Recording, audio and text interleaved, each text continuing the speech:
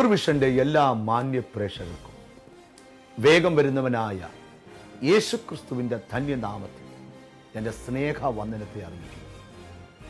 കഴിഞ്ഞ എപ്പിസോഡുകൾ ദൈവം നിങ്ങളുടെ ജീവിതത്തിൽ ചെയ്ത വലിയ അത്ഭുതങ്ങളെ കുറിച്ച് കേൾക്കാനിടയായി. ഇന്നും ദൈവത്തിൻ്റെ തിരുവചനം ശ്രദ്ധിച്ചുകൊണ്ടിരിക്കുമ്പോൾ നിങ്ങളുടെ ജീവിതത്തിലും കർത്താവ് ഒരു അത്ഭുതം ചെയ്യുന്ന രാത്രിയായി മാറട്ടെ. പ്രാർത്ഥനയോടെ നമുക്ക് തിരുവചനത്തിലേക്ക് കടക്കാം. ഇന്നു രാത്രിയിലെ ദൈവവചന ധ്യാനത്തിനായി വിശുദ്ധ വേദപുസ്തകത്തിൽ നിന്ന് ഒരു വേദാംശം ഞാൻ നിങ്ങളെ വായിച്ച് കേൾപ്പിക്കുന്നു. 1 പത്രോസിന്റെ ലേഖനം 5-ാം അധ്യായം 7-ാമത്തെ വാക്യം. അവൻ നിങ്ങൾക്കായി കരുതുന്നതാകയാൽ നിങ്ങളുടെ സകല ചിന്താകുലവും അവൻ്റെ മേൽ ഇട്ടുകൊള്ളുവീൻ. പത്രോസ് അപ്പോസ്തലൻ ലേഖനത്തിൽ കൂടെ എഴുതി ഉറപ്പിക്കുക കരുതുന്ന ഒരു ദൈവത്തെക്കുറിച്ച്. ദൈവത്തിൻ്റെ കരുതൽ എന്താണ്? ദൈവം എങ്ങനെ ഒരു മനുഷ്യനെ കരുതുന്നു? നമ്മൾ ലോകത്തിലേക്ക് കണ്ണോടിച്ചാൽ ഒരു പിതാവ്, ഒരു മാതാവ് തങ്ങൾക്ക് പിറന്ന കുഞ്ഞിനു വേണ്ടി പലതും കരുതി വെക്കുന്നു. വീട് കരുതി വെക്കുന്നു. പെൺകുട്ടികളാണെങ്കിൽ വിവാഹം കഴിച്ചയക്കാൻ അവർ പൈസ കരുതി വെക്കുന്നു.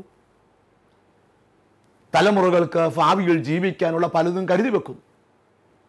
എന്നാൽ ഈ ലോകത്തിലെ മാതാപിതാക്കളെക്കാളിലും സഹോദരങ്ങളെക്കാട്ടിലും രക്തബന്ധങ്ങളെക്കാട്ടിലും ഒരു മനുഷ്യന് വേണ്ടി കരുതുന്ന സർവശക്തനായ ദൈവത്തിൻ്റെ കരുതൽ മനുഷ്യൻ്റെ കരുതലുകളെക്കാൾ ഒത്തിരി വ്യത്യസ്തമാണ്.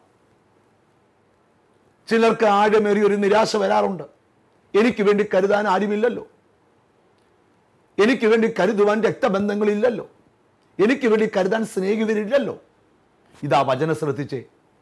നിനക്ക് വേണ്ടി കരുതാൻ ആരുമില്ലെങ്കിലും നിനക്ക് വേണ്ടി കരുതുന്ന ഒരു നല്ല കർത്താവിനെ ഈ തിരുവചനത്തിലൂടെ നിങ്ങൾക്ക് ഞാൻ വരച്ച് കാണിക്കുകയാണ്.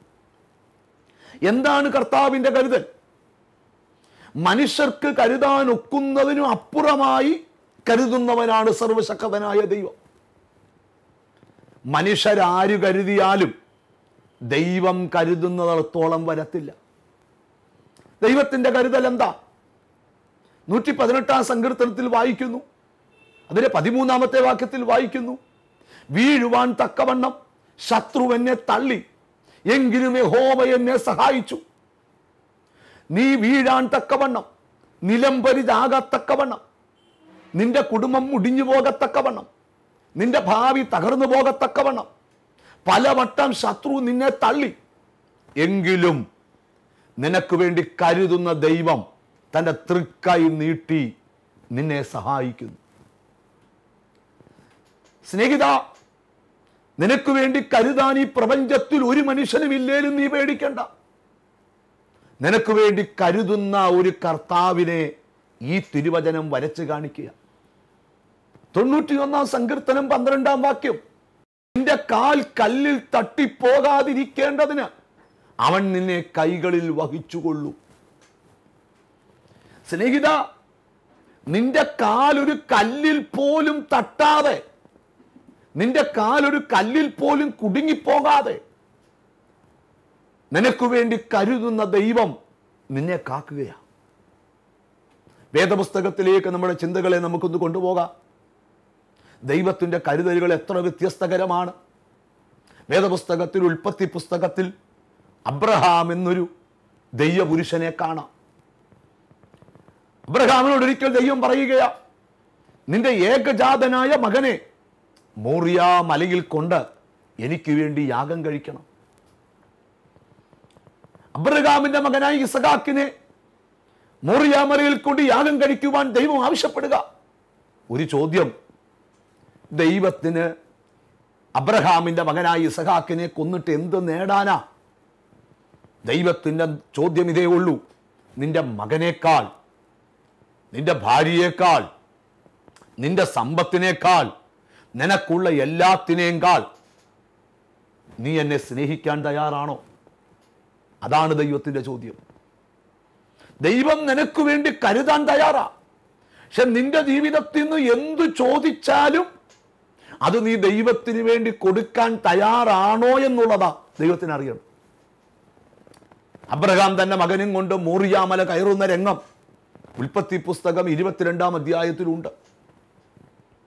മോറിയാമല കയറുമ്പോൾ ധാരാളം യാഗം കണ്ടിട്ടുള്ള ഇസ്ഹാക്ക് ചോദിക്കുക, അപ്പ തീയുണ്ട്, വിറകുണ്ട്, കത്തിയുണ്ട്, പക്ഷെ യാഗവസ്തു എവിടെ? ഏതൊരപ്പനും ഉത്തരം കിട്ടാത്ത ഒരു ചോദ്യമാണ്.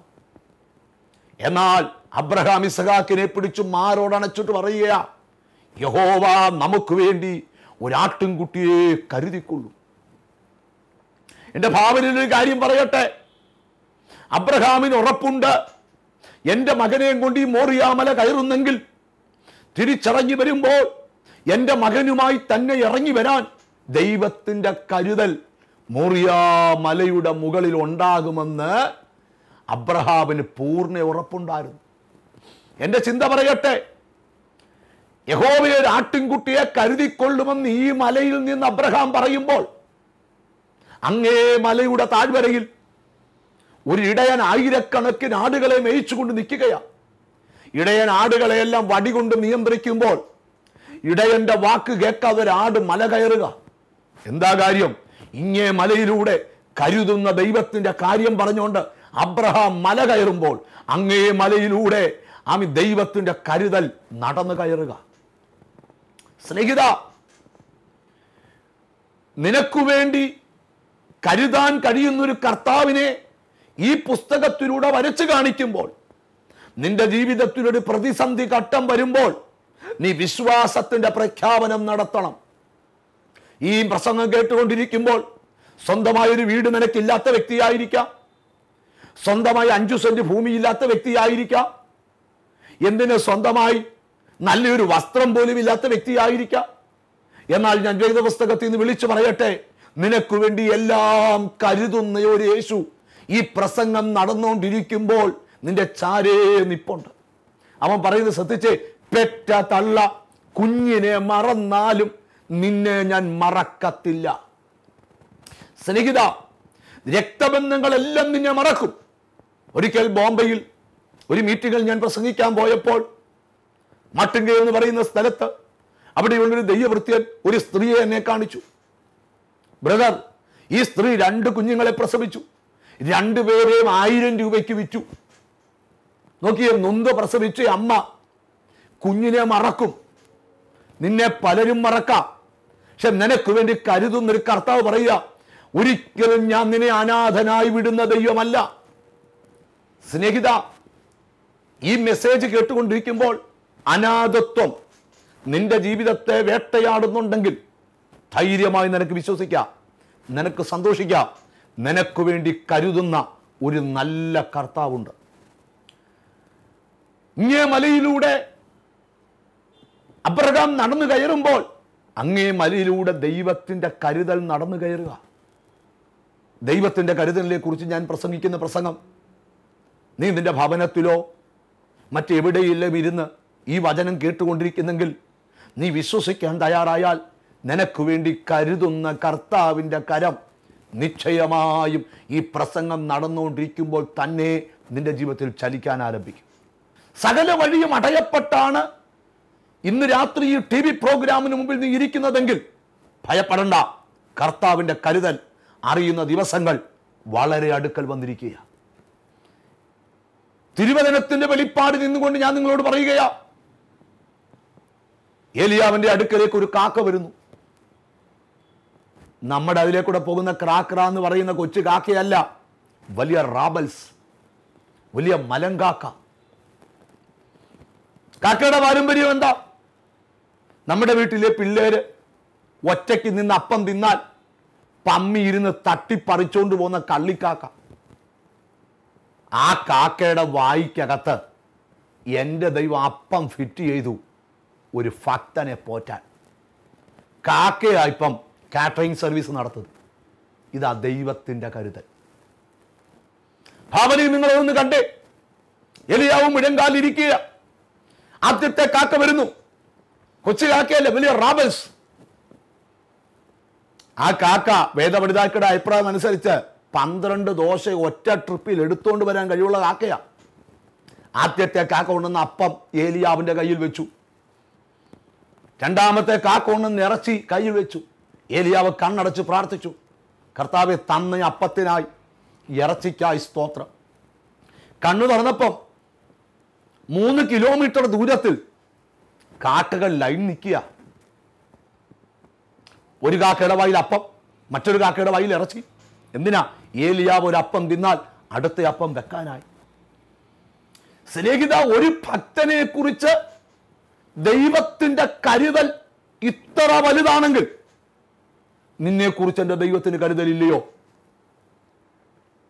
ഒരു കാര്യം തിരിച്ചറിഞ്ഞ്, ലോകത്തിലുള്ള സകല മനുഷ്യരെ കുറിച്ചും ദൈവത്തിന് കരുതലുണ്ട്.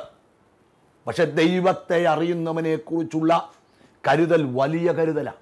സ്നേഹിത, ദൈവത്തെ അറിയാതിരിക്കുന്നവനെ ഒരു പരിധി വരെ കർത്താവ് കരുതുന്നുണ്ട്. പക്ഷെ ദൈവത്തെ അറിയുന്ന ഒരുവന് വേണ്ടിയുള്ള കരുതൽ മറ്റുള്ള കരുതലിൽ നിന്ന് ഒത്തിരി ശ്രേഷ്ഠകരമാണ്. ഇന്നു രാത്രിയിലും നിനക്കു വേണ്ടി എൻ്റെ ദൈവത്തിൻ്റെ കരുതൽ വെളിപ്പെടാൻ പോകുകയാണ്. നിന്റെ കുഞ്ഞിൻ്റെ വിവാഹം എങ്ങനെ നടക്കും? നിന്റെ കുഞ്ഞിൻ്റെ ജോലി എങ്ങനെ കിട്ടും? നിന്റെ കുഞ്ഞിൻ്റെ ഭാവി എന്താകും? ആകുലതകൾ നിന്നെ അലട്ടുന്നുണ്ടെങ്കിൽ വചനം പറയുക, നിനക്ക് വേണ്ടി കരുതുന്ന ഒരു നല്ല കർത്താവ് ഈ പ്രസംഗത്തിലൂടെ നിങ്ങളുടെ വീട്ടിലേക്ക് എൻട്രി ചെയ്യുക. വേദപുസ്തകത്തിലേക്ക് നമുക്ക് ഓടിക്കയറാം. ഏലിയാവിന് രാവിലെയും വൈകിട്ടും കാക്ക അപ്പവും ഇറച്ചിയും കൊടുക്കുക. എന്തു സുഖകരമായ ജീവിതമാണ്. ദൈവത്തിന്റെ കരുതൽ നീ മനസ്സിലാക്കാൻ തുടങ്ങിയാൽ നിന്റെ കുടുംബം ഭൂമിയിലെ ഒരു സ്വർഗമായിരിക്കും. യേശുക്രിസ്തുവിനെ കുറിച്ച് നാം പഠിക്കുമ്പോൾ, കർത്താവായ യേശുക്രിസ്തു മരിച്ച് അടക്കപ്പെട്ടു, ഉയർത്തെഴുന്നേറ്റ് കഴിഞ്ഞപ്പോൾ ശിഷ്യന്മാരെല്ലാം പഴയ പണിക്ക് പോകാൻ തയ്യാറായി. പത്രോസ് പടകും വലയും എടുത്ത് മീൻ പിടിക്കാൻ ഇറങ്ങി. ശിഷ്യന്മാരും കൂടെ പോയി. രാത്രി മുഴുവൻ പിടിച്ചു, ഒന്നും കിട്ടിയില്ല. സ്നേഹിത, ദൈവമില്ലാത്ത പടക് എപ്പോഴും ശൂന്യമാണ്. ഇന്നലകളിൽ ആർക്കും മാറ്റാൻ കഴിയാത്ത ശൂന്യത നിനക്ക് വന്നേ ഓർത്തോണം. നീ ഒറ്റയ്ക്ക് പോയിട്ടാ നിന്റെ പടകിൽ കരുതാൻ കഴിയുന്ന ഒരു കർത്താവ് ഉണ്ടാകണം.